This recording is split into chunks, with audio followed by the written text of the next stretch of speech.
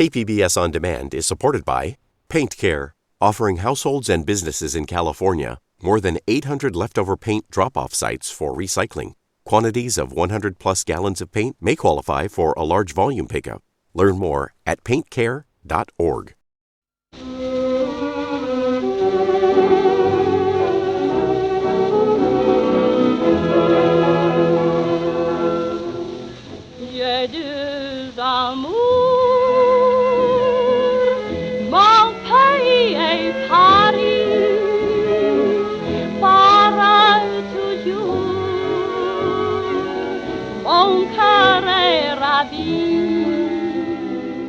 Welcome back to another edition of the KPBS Cinema Junkie podcast. I'm Beth Accomando, and today I am here at the San Diego International Fringe Festival to highlight one of the shows I've seen, which is Josephine, all about Josephine Baker. So I have with me the performer and creator and producer, and they do everything for this show.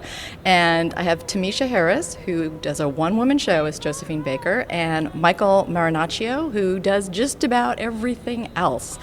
So the first thing I wanted to ask is, what got you guys interested in doing a show on Josephine Baker? I think I have been interested in Josephine Baker since I was 17.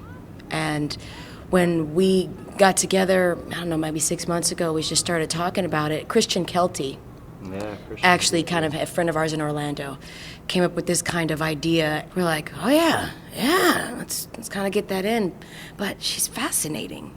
And we had Todd Kimbrough come in and Jeff Forte come in, and this little creator souffle happened, and the next thing we have is the show. Once we started researching Josephine Baker, once we started really digging into the history and watching video clips of her life and documentary footage, and we became obsessed with it. I think both of us could not stop. We're still dramaturging to this day. We're still finding new gems. You know, this show here in San Diego is still part of a development process for us, so we're still making changes. The ending has been different each of the 3 nights that we've done it. Yep. So we're still kind of finding things, but and we're still digging into her life. There's so much amazing information out there about her that she lived the life of 100 people. Wow, sure enough, she was everywhere. She was like meeting people and mingling and moozing and with all kinds of folks constantly. It wasn't a joke. She got to live this life and experience as many different things as a person can. So for people who may not be familiar with Josephine Baker, give me a little background on her, a little brief bio to remind people who she was. A woman that was born in St. Louis named Frida Josephine McDonald. She was born in St. Louis 1906. 1906. Left St. Louis doing all the little minstrel shows that we had, and finally got her start in La Revue Negre over in Paris, after being in New York for a little while. And then she did the famous banana dance in France. So that's an iconic image for folks to remember.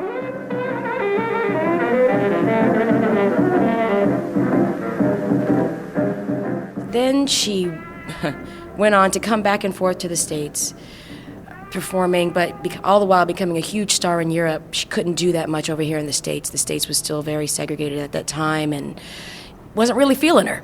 Josephine Baker really was the first African-American international superstar. She had to go to France to do that because she wasn't accepted here in the United States, but she was known all across the world. She traveled everywhere. She was best friends with Princess Grace of Monaco, Grace Kelly. She had affairs with Hemingway and Picasso and Frida Kahlo, and she was a spy for the French resistance. She did everything. Seemed the whole world was falling apart. A world war, a vicious one. One built on hatred and intolerance. But I had myself a new gig. A spy. I suppose the French resistance recruited me because I was a celebrity, and because I traveled so much. They said a celebrity would not get checked at the checkpoint. So, They would stuff these messages in my undergarments and send me right on my way, right on the borders. I was like, are you sure? And they said, yes, we. And it worked. It worked. Imagine, the only person they don't strip search is the exhibitionist. Before the end of her life, she came back and was finally accepted in the United States and had a comeback tour in the early 70s. And it was her late 60s at the time, and then eventually she passed away in 1975 in Paris after doing her 50-year anniversary performance. It was a show that was financed by Princess Grace and Sophia Loren and a few other really incredibly influential people. Mick Jagger was there. They gave her a 15-minute standing ovation, and at the end of it she said, "Now I can die." And 4 days later, they found her in her Paris hotel room surrounded by great reviews of her performance, and she did peacefully in her sleep. And for me, the image I always had of her is with the feather fans and this just stunning-looking woman. Yeah. She made a few films, so we have these moving images of her. What can people find these movies of her? Is it easy to find the films of her and stuff like that to see what she was like? Tam Tam, Zuzu, there's a bunch of films. Actually, I think she only really had 3 major films in her life, but you can get all of them online. You can find them and watch them in their entirety. There's a box set somewhere. Amazon will always won't let you down. The most amazing thing about her films is it's the 1930s, and she was the leading character in these films and starring opposite white male romantic leads, which is completely unheard of in the United States, but France was a different world. And they tried it. They still kind of put a barrier on it where she didn't end up with the fella, but you knew what it was. Once watching the movie, you kind of know how she feels. You know that she's in love with him, and in one film, I think that's Zuzu. She loves him, but she can't be with him, and he ends up with somebody else. Princess Tam Tam, she decides that she doesn't want this particular life that this fella's trying to set up for her, so she goes back to the village. They don't give her the full payout, but she's still the star of the movie. She's the leading role of the movie, and it's great. There's one documentary that we've seen called Chasing a Rainbow, I think, and that has actual footage of her in the opera that she did. Actual sweet dance footage of her and the fellas dancing behind her little sailor outfit, and you're like, seriously? That's it? That's amazing. It's a great little 2-minute piece of material. So did you look at a lot of this footage to base your performance on, or did you want to remove yourself a little bit from the real person? Yes and no. The first thing that I saw when I was 17 was the HBO special. Like the HBO, movie. And Lynn Whitfield, right? Lynn Whitfield, and she comes out and she's like this, and she's doing it. And after we went back, after doing some of this research and going back and watching the movie, and I was all, oh my gosh, they took a lot of liberties here. They left a lot of things out and did what they wanted to do. And it was kind of hard for me to get that out of my head. In 1925, she dared to dance so provocative, it became a legend in one night. In 1944, she insisted men sit together as brothers. In 1975, she turned a comeback into the triumph of a lifetime. And now, HBO tells the complete story of her extraordinary life. Josephine Baker. The legend has come home to the only place it could. That was just on me, I remember that from years ago. And a lot of the things we tried to do, it's hard. I'm not a soprano. So that was one of the most interesting things on how do I make her voice work through my voice, how to get that across instead of just being me and my husky self. That was an interesting challenge. Everything else, I love being a showgirl. I think the dancing came really natural, and Tymisha picked up her dancing abilities, dance elements, just the stylistically everything that she does really well. The vocals, at first we tried to cater it to Josephine Baker's voice, but then we realized we're going to need to focus on Tymisha's voice and just getting the essence of it. And then the other thing that we focused on was really getting her essence as a person, as a human being, getting to know her as well as we could, so that she could portray her and she's really starting to become Josephine out there on stage, and it's pretty exciting to watch. It felt good Sunday, really, for it to come together. I was like, oh, there she is. Hello, Josephine. It was awesome. Well, and you seem to capture, because one thing she had that made her unique was this humor also. Not only this elegance and this beauty, but there was also this kind of really great humor. Yeah. I get her quirkiness. I understand her showmanship and how she can disarm people in such a way that makes her like, oh gosh, she's such a sweet lady, and she just gives that. And I don't know. I saw it. I understood it. I understand it, and I do my best to just feel it out with the people and disarm them in such a way with a smile, or I'm terrible at crossing my eyes. Oh, it's so embarrassing, but it's endearing. So talk about the format of your show. It's a one-woman show, but you mix music along with scenes from her life, sort of, where she's talking about her life. So how did you decide on how you were going to put this together? Yeah, I knew that I wanted to showcase songs, dance, and theater. I wanted to have a play that encapsulated all of it. And so we kind of came up with the burlesque cabaret dream play concept early on. When we brought on our writer, I was working very closely with him as far as structure, and Tymisha as far as what music we were going to be using and pulling. And then so we ended up with a lot of pieces, and then for me, it felt a lot like putting the pieces together in a puzzle to create this beautiful arc of it, and a story that was accessible and historically accurate, and also had a little bit of an ethereal quality, that dream play element to it. So we had no idea whether it would work, and we got here and did it, and we think it's really working. So yeah, we're excited about it. Yeah, ditto. What he said. So in terms of writing it, were you drawing a lot on actual things? I mean, was a lot of her voice really speaking through this, or was a lot of it, written for the play? Sure. There's a lot of direct quotes from Josephine Baker in there. Her speech at the 1963 March on Washington. We do not do the whole speech, but every line of that is directly from Josephine Baker's mouth. There's quotes scattered throughout it, things that she says regularly throughout her life that we use in the play. So yeah, a lot of her own voice. The newspaper clippings, tidbits. Radio announcements. Those are all actual from historically accurate. Yep. Yeah. Josephine Baker returns to America to star in the Ziegfeld Follies. She sure was a sensation in France, but we'll see how New York audiences react to this prodigal Negro ingenue. So why did you feel it was important to do something on Josephine Baker and kind of remind people who she was?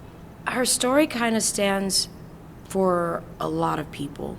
It's the things that she kind of went through because of her skin colors in America, and over there was just a transformative kind of situation. That's a hard question for me, because I'm really attached to it.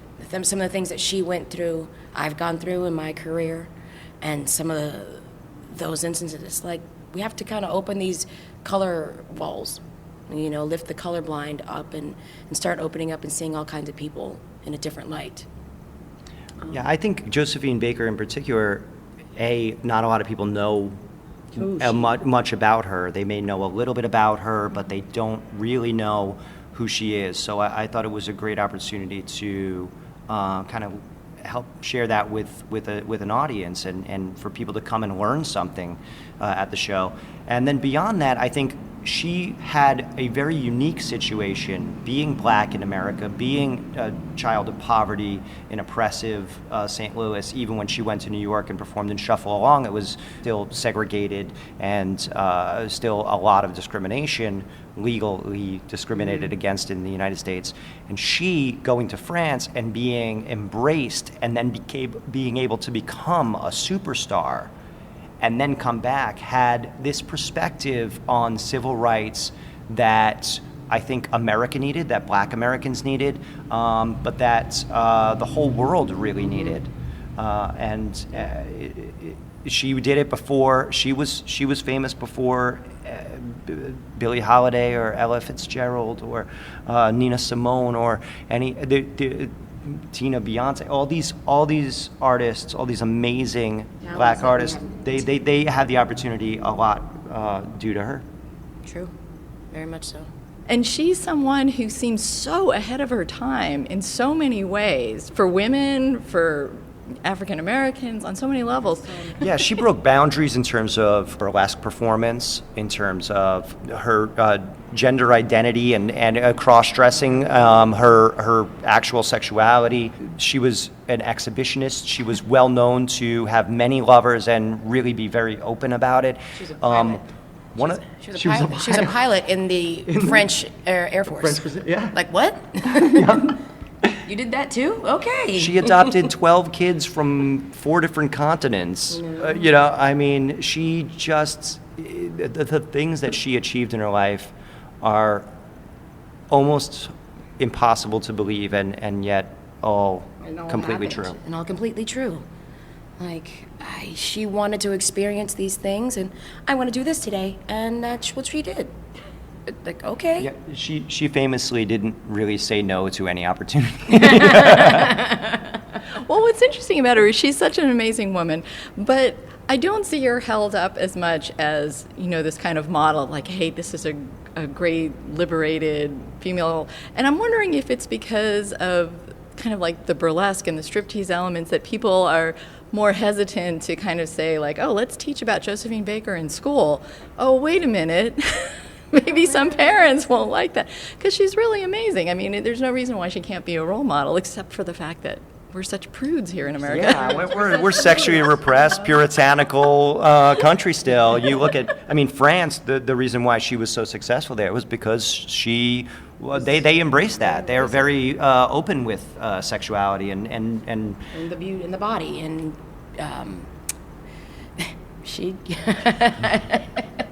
They made her cover it up here, and Americans don't want to talk about some things, and she's just one of those that they want to talk about. Yeah, we still have a hard time talking about homosexuality and dealing with those issues. I think we're at a point in our history where there is a great liberation, and the civil rights movement for LGBT people is pushing past. But she was at the forefront of both of those, of all of that too. Yeah. Unfortunately, history has shown us that brotherhood must be learned when it should be natural. Josephine Baker's American tour is a smashing success, but it's her speeches at civil rights rallies that really have the people talking. Surely the day will come when color means nothing more than skin tone, when religion is seen uniquely as a way to express one's soul, when birthplaces have the weight of a throw of the dice, and all men are born free.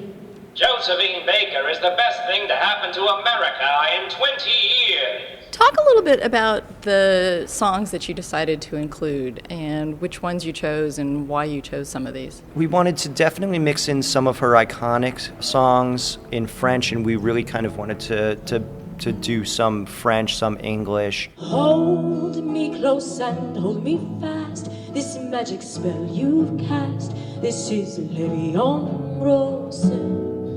When you kiss me, heaven sighs, and though I close my eyes, I see Levion Rose. We wanted to pick some iconic songs. The beauty of doing a play about Josephine Baker musically is that she didn't have very many songs that were just hers. Mostly she sang other people's songs. She sang, Irving Berlin or Bob Dylan. She sang it all. And so the songbook basically that was open to us was everything from 1920 to 1970.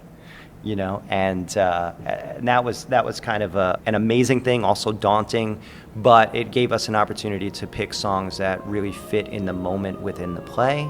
and things that, when we wanted to change the mood. I think one of my favorites is Strange Fruit, Billie Holiday's Strange Fruit. Silent trees have a strange fruit, blood on the leaves, blood at the root, black bodies swinging in the silent breeze, strange fruit hanging from the poplar tree. Which there's no record that Josephine Baker ever sang it, but it's just a perfectly fitting number for that moment in the show. So Pastoral scenes in the gallant south, the bulging eyes and the twisted mouth. Do you have a favorite number to do? I'm not even sure just yet. Oh gosh, every night I've had a different favorite number. So, the Irving Autumn Leaves with the fans. That's kind of a freeing. I get to just go in my moment and feel it out. And then the night before, that was one of the singing ones. That was My Funny Valentine. Was it one night? Depends on the pipito.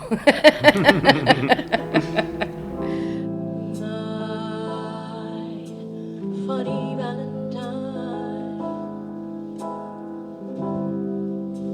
sweet comic Valentine,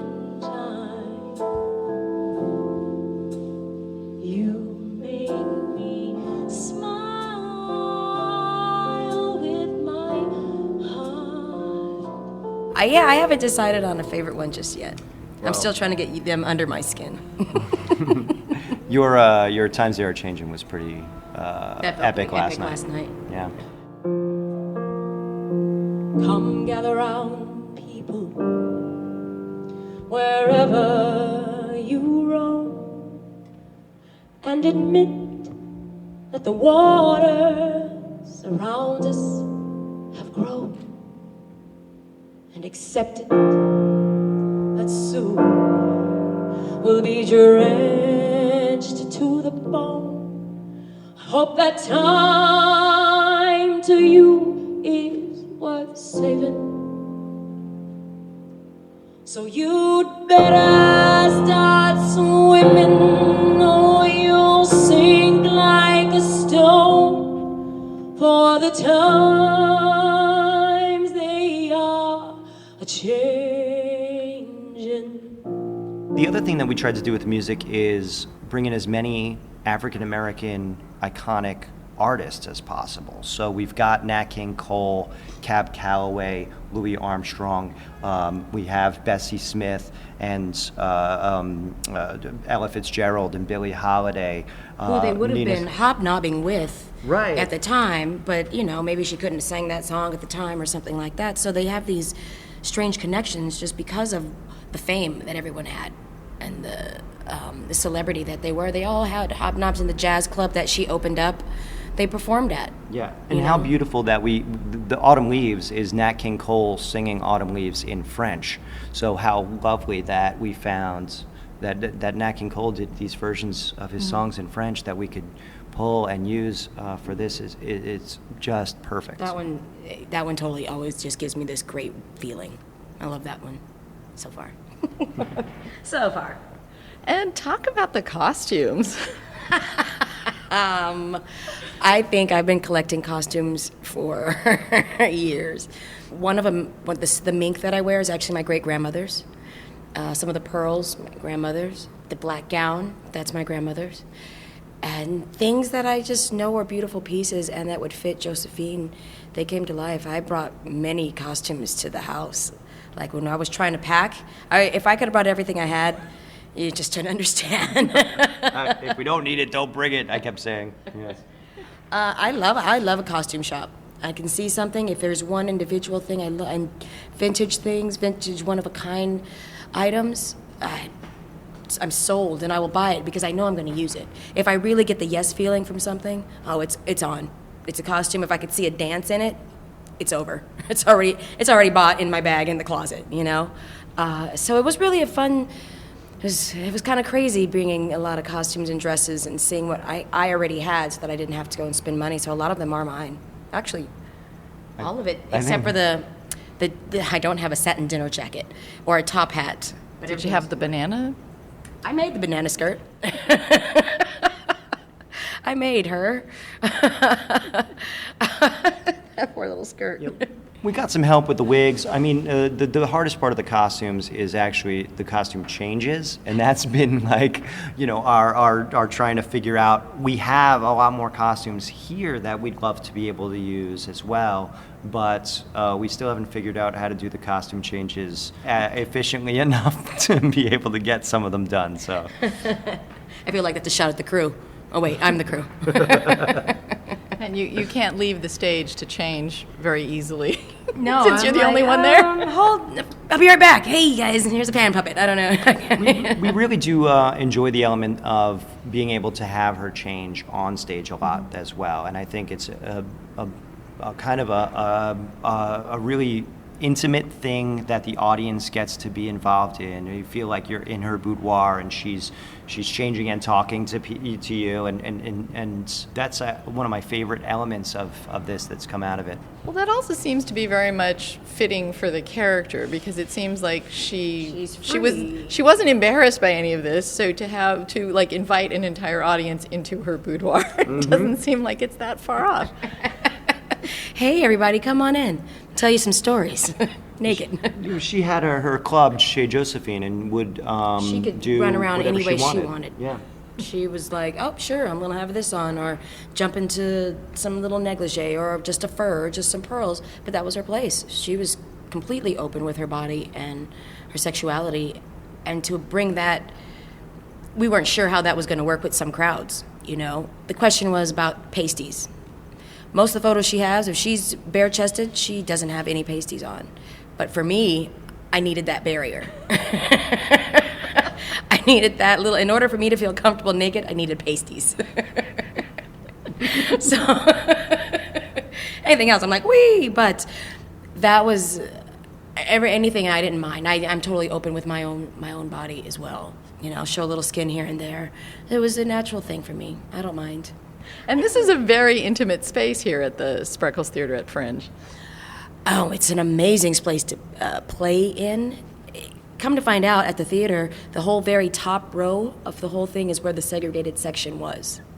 Third balcony, colored only. They have their own entrance, their own everything, and I can't wait to go up there and see what it's like. But it's amazing to see it because that's what I get to perform to. That's what I see. I'm trying to project to everybody that's on the stage level, but it's a beautiful picture to see when some of the house lights are up, and just imagining performing to a giant house. So when I'm singing the songs, I'm doing the concert version of it, and then we come back into our dressing room after that, and then I'm back on stage again, and it's great 'cause I can project that and enjoy that and feel that, because it's beautiful. What to you was the most important quality to get for her to convey to the audience? Is there like one key thing about her that you felt really was important?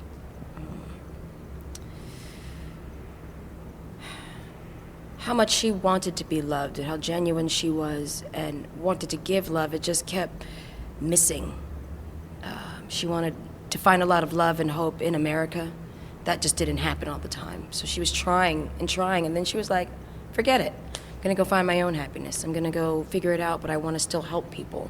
I'm not just a superstar. I still have a heart. I'm still, I'm a good person underneath all these things. Yeah, I was frivolous with it sometimes, but I'm a genuine, caring person, and I want the world to know that we can get along.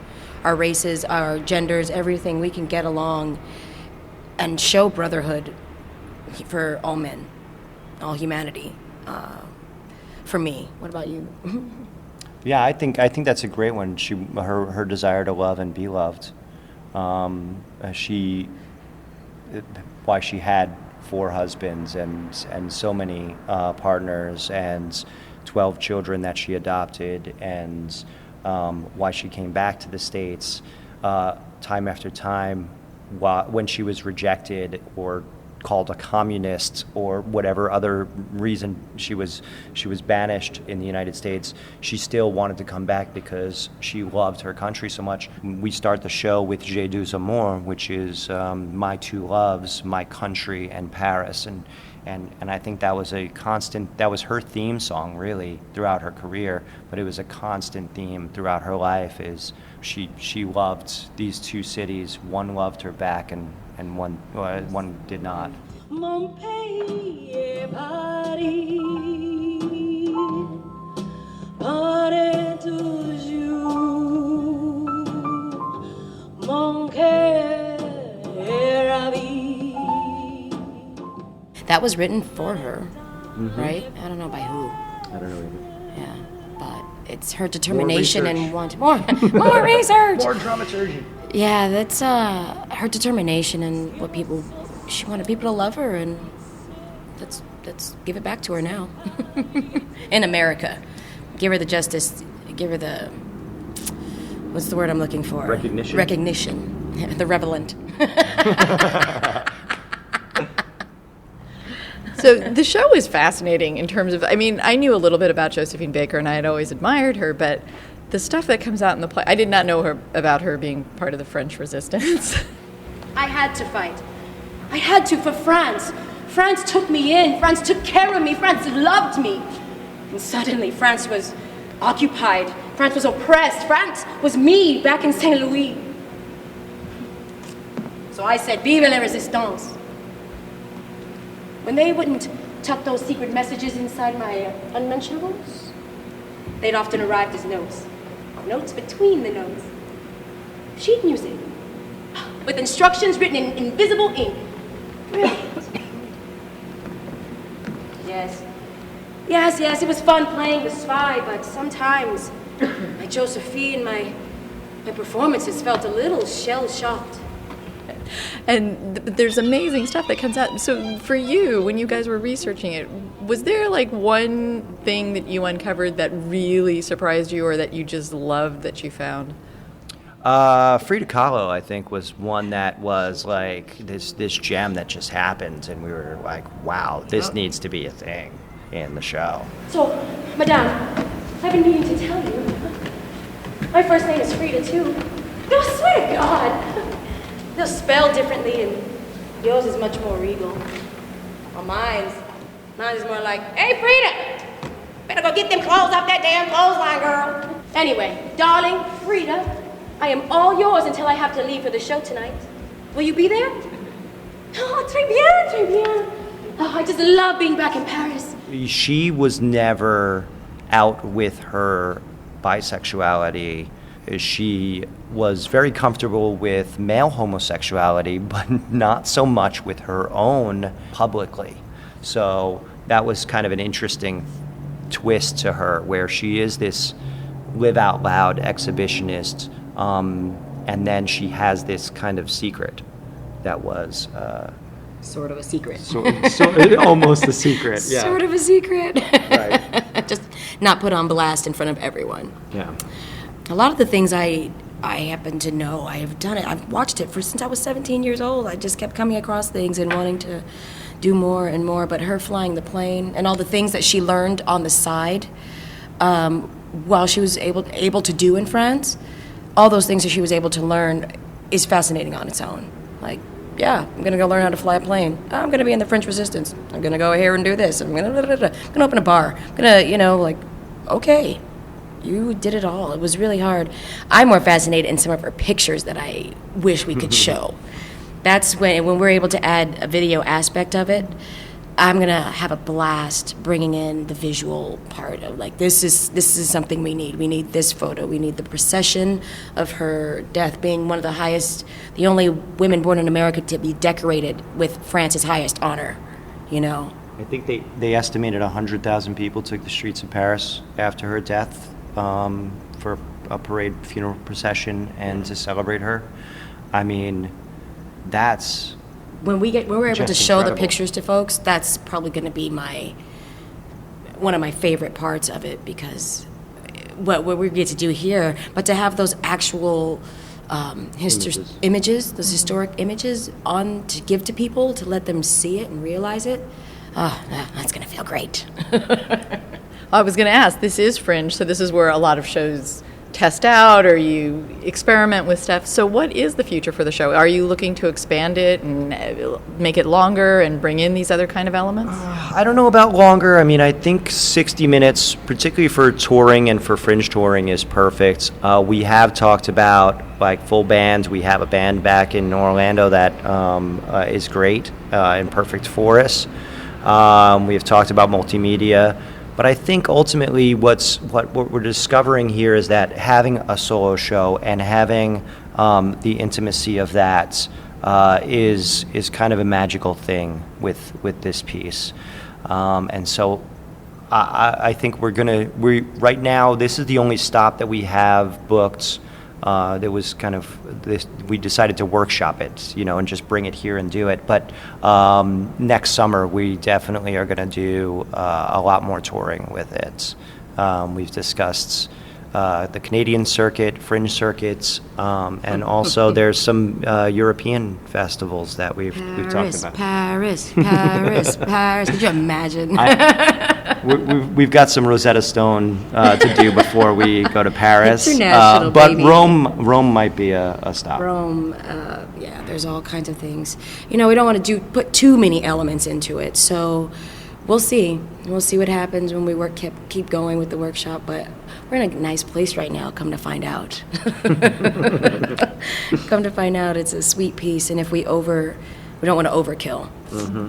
So, and it won't be, too much. It'll just be nice little sprinkles of things.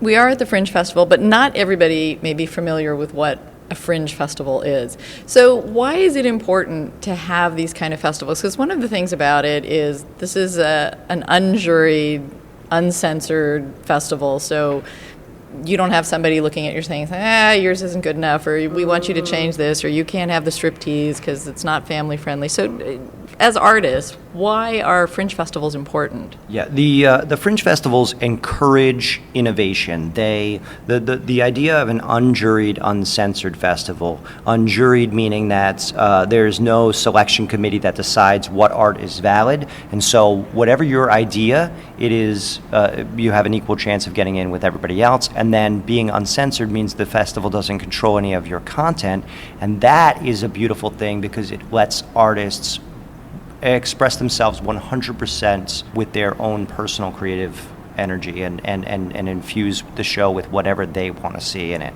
It's a great place where the ticket prices are low, so you don't feel the pressure of, we can't try something new out with this. The audience has paid $10 for a performance, and so it gives us an opportunity to kind of experiment with some pieces, which can lead to maybe you're seeing a show that is not quite ready or not quite where it's going to be, but it can also lead to, as an audience member, seeing something that is explosively original and brand new, and something magical that happens, that magic of the process of it, and it gives the audience some, a window into that. Not even a window, a seat in the room.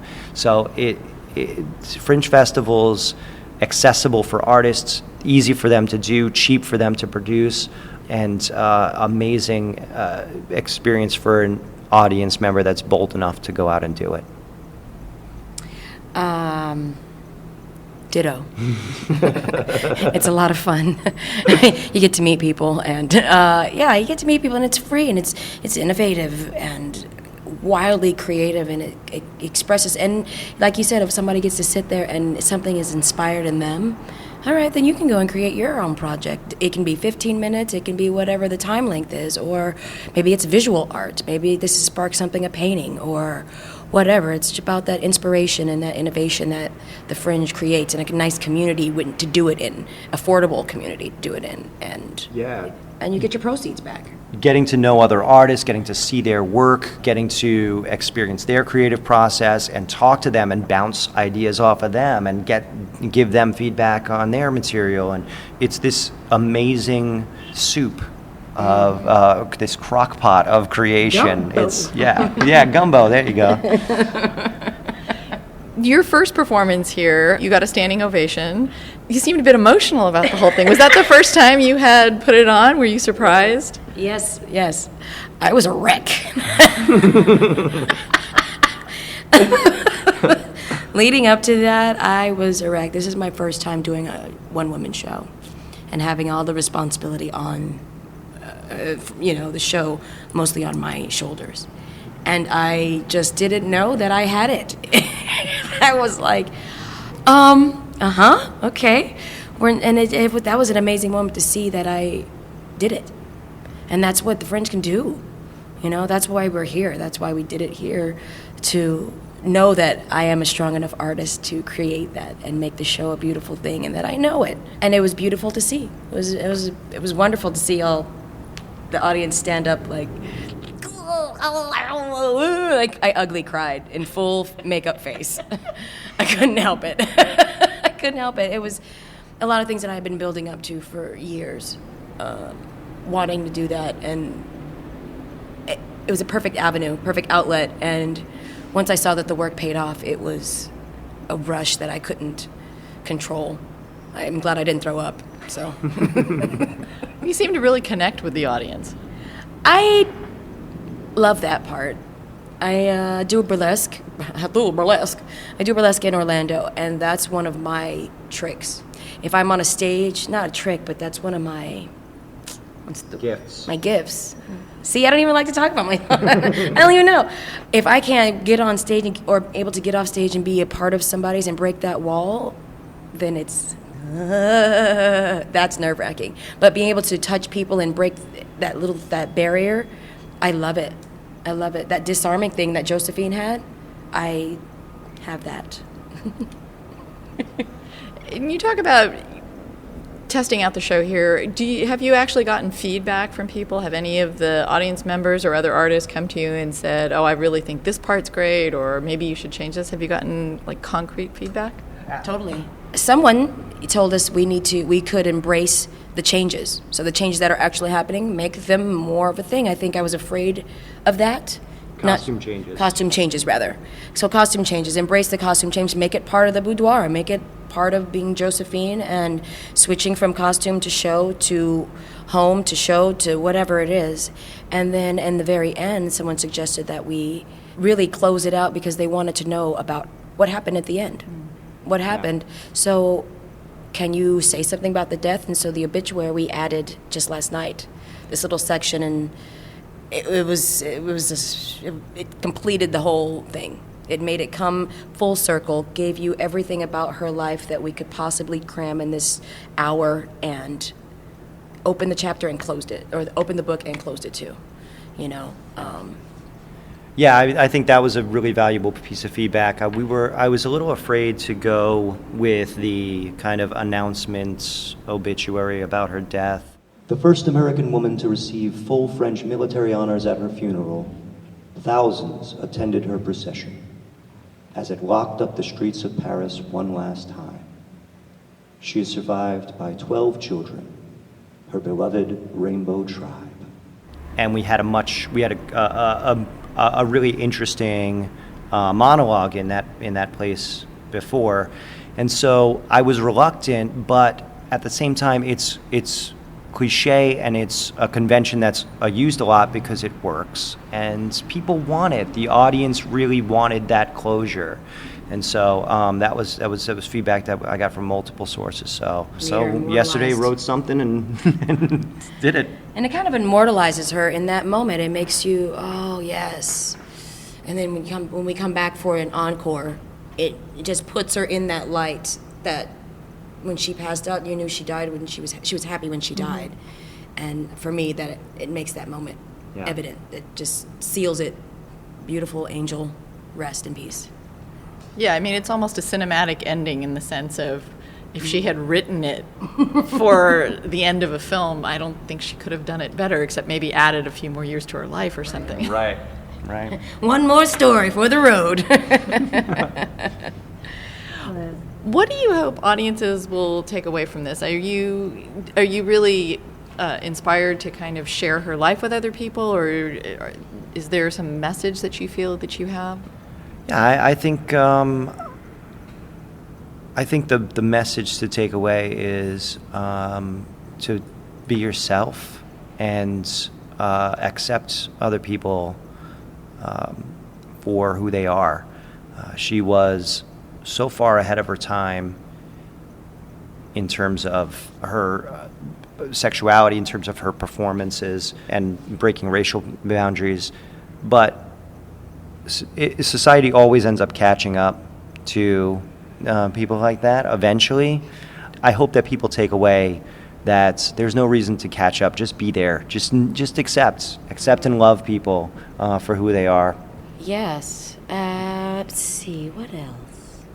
You know, brotherhood and talk to your fellow man. I don't think I cursed right now, did I? It's all right, you can curse. I'm not censoring you. It would be brotherhood.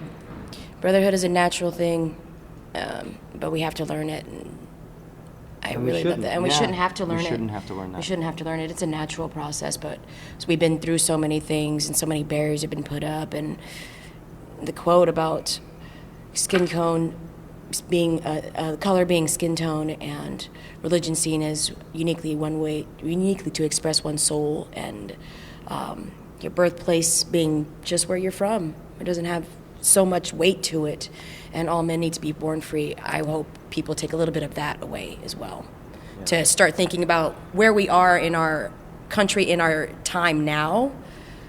There's a lot of things that still ring true. Well, yeah, and the closing with Times They Are Changing, Dylan's famous protest song, that we did that, Tymisha actually performed that before we came here at a fundraiser. We're from Orlando, Florida, and obviously, we just experienced the tragic events of the worst mass shooting in U.S. history, and so the city was reeling, and Tymisha was invited to do a fundraiser for the employees of the nightclub who not only lost their lives, but a lot of them are completely out of work now, and so decided to do that song, Times They Are Changing. And I think the more I hear the song, the more relevant it remains in this country. That was 45 years ago, and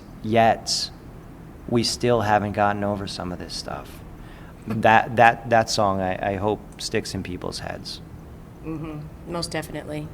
As this election year pops up and all that, I actually changed one of the lines because I don't want a wall. I don't want a wall.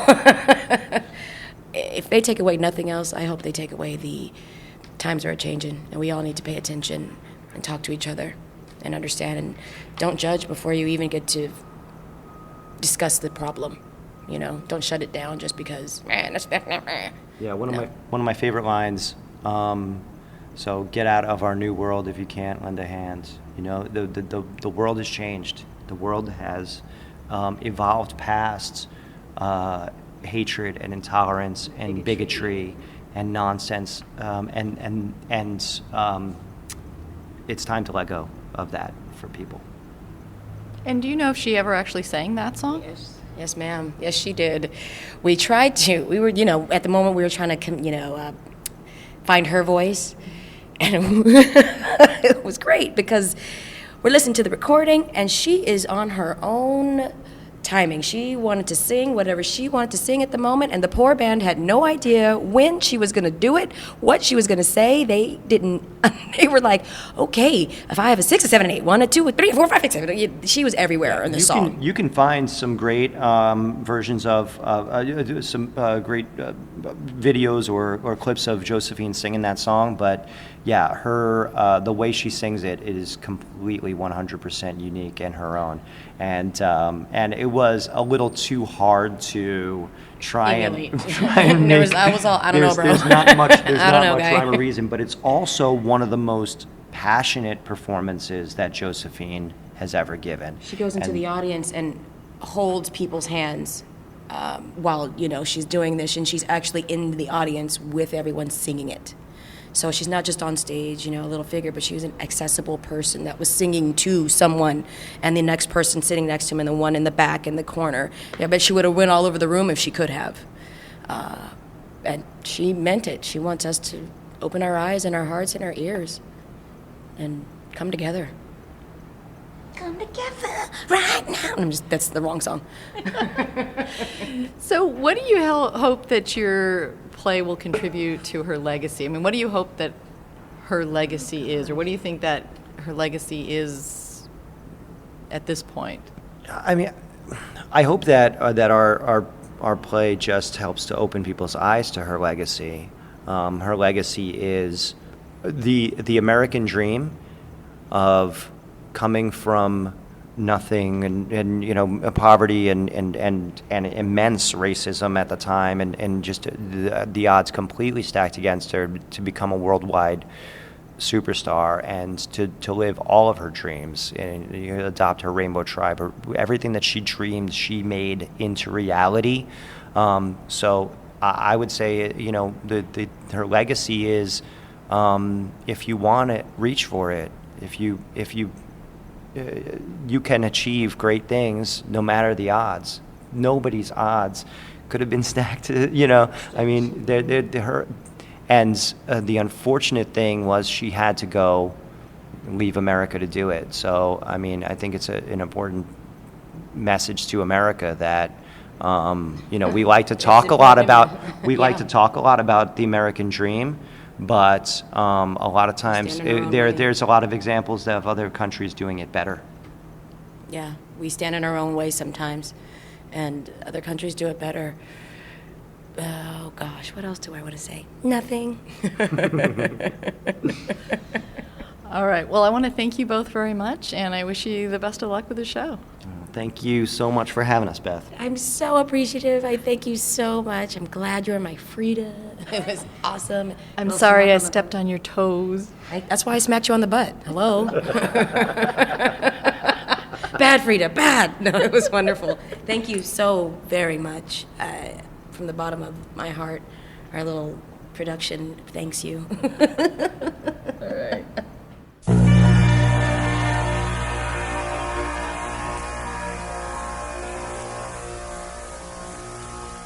Thanks for listening to another edition of the KPBS Cinema Junkie podcast. You can subscribe to the KPBS Cinema Junkie podcast on iTunes or check out the archives at kpbs.org/junkiepodcast. So till our next film fix, I'm Beth Accomando, your resident cinema junkie. And admit that the waters around you have grown, and accept that soon you'll be drenched to the bone. If your time to you is worth saving, then you'd better start swimming, or you'll sink like a stone. For the times, they are changing.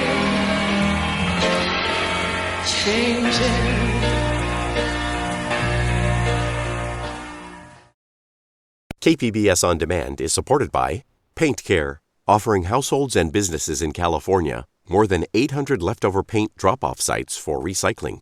Quantities of 100-plus gallons of paint may qualify for a large volume pickup. Learn more at paintcare.org.